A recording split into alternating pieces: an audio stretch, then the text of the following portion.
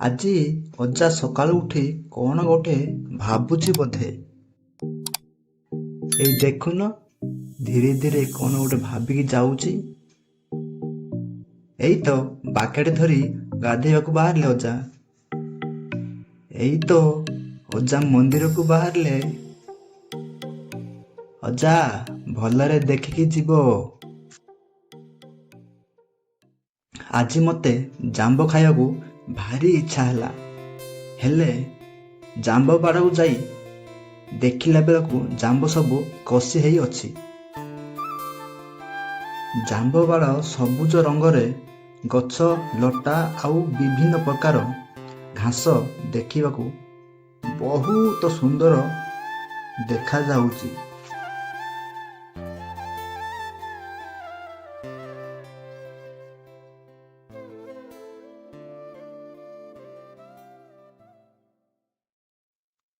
ସନ୍ଧ୍ୟା ହେଇଗଲେ ଟ୍ରାକ୍ଟର ବାଲା ମାନେ ନିଜ ଟ୍ରାକ୍ଟରକୁ ପାଣିରେ ସଫା କରି ରଖୁଛନ୍ତି। ଆଉ ଅନ୍ୟ ଟ୍ରାକ୍ଟର ବାଲା ମାନେ ଯାହାର ଯେଉଁଠି କାମରେ ଲଗେଇଥିବା ଟ୍ରାକ୍ଟରକୁ ଗାଁକୁ ଆଣି ରଖୁଛନ୍ତି।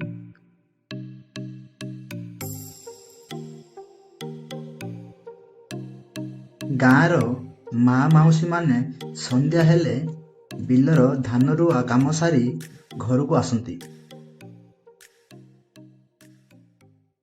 ପୁଣି ସକାଳ ହେଲେ ପାହାଡ଼ ପାଖରେ ଆମ ଗାଁକୁ ଦେଖିଲେ ବହୁତ ସୁନ୍ଦର ଦେଖାଯାଉଛି।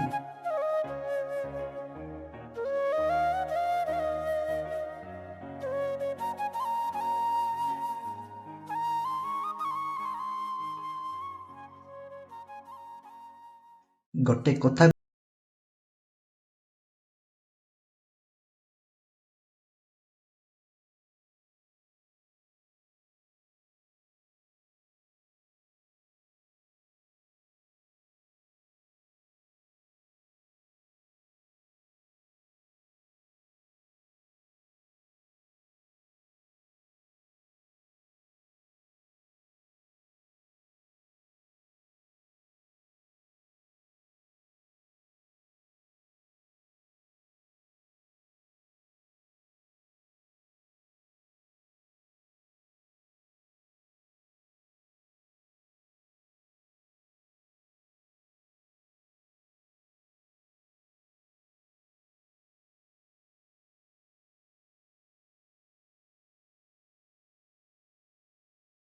କ୍ଷମା କରିବେ।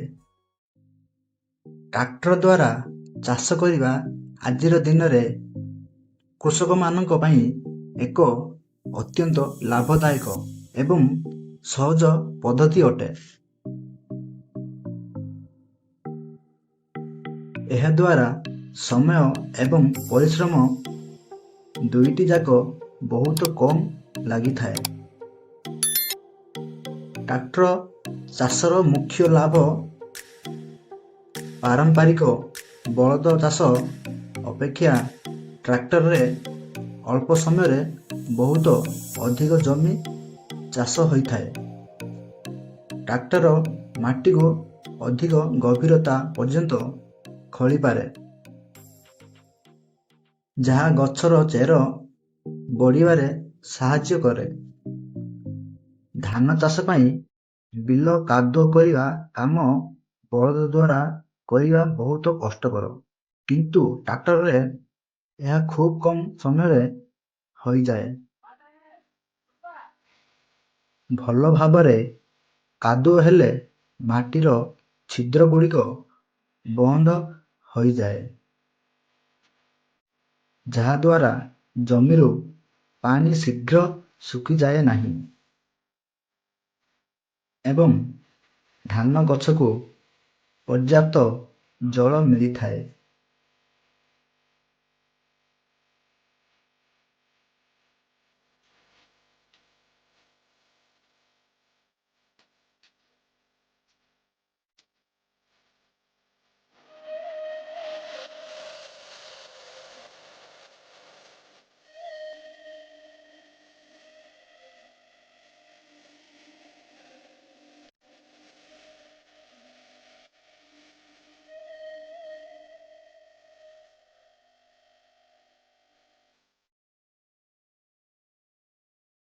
ବର୍ତ୍ତମାନ ଆପଣ ଦେଖୁଛନ୍ତି ଧାନ ତଳି।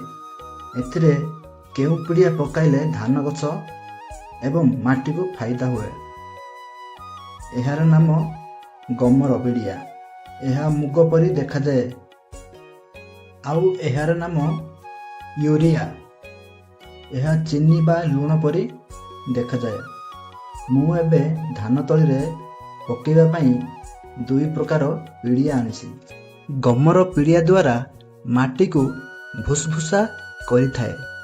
ଏହା ମାଟିର ଜଳ ଧାରଣ କ୍ଷମତାକୁ ବଢ଼ାଏ ଏବଂ ମାଟିକୁ ନରମ ଓ ଭୁସଭୁସା ରଖେ, ଯାହା ଫଳରେ ଧାନ ବା ଅନ୍ୟାନ୍ୟ ଗଛର ଚେର ଗଭୀରକୁ ସହଜରେ ଯାଇଥାଏ। ୟୁରିଆରେ ପ୍ରଚୁର ପରିମାଣରେ ନାଇଟ୍ରୋଜେନ୍ ମିଳିଥାଏ, ଯାହାଦ୍ୱାରା ଧାନ ଗଛର ଶୀଘ୍ର ବୃଦ୍ଧି, ଶାଖା ବାହାରିବା ଏବଂ ଗଛକୁ ସବୁଜ ରଙ୍ଗ ଦେବାରେ ସାହାଯ୍ୟ କରେ। ସେଥିପାଇଁ ୟୁରିଆ ଏବଂ ଗମରକୁ ମିଶାଇ ପକାଇଲେ ଧାନ ତଳିକୁ ପ୍ରଚୁର ଲାଭ ହୁଏ। ଭିଡ଼ିଓଟି ଦେଖିବାରୁ ବହୁତ ଧନ୍ୟବାଦ।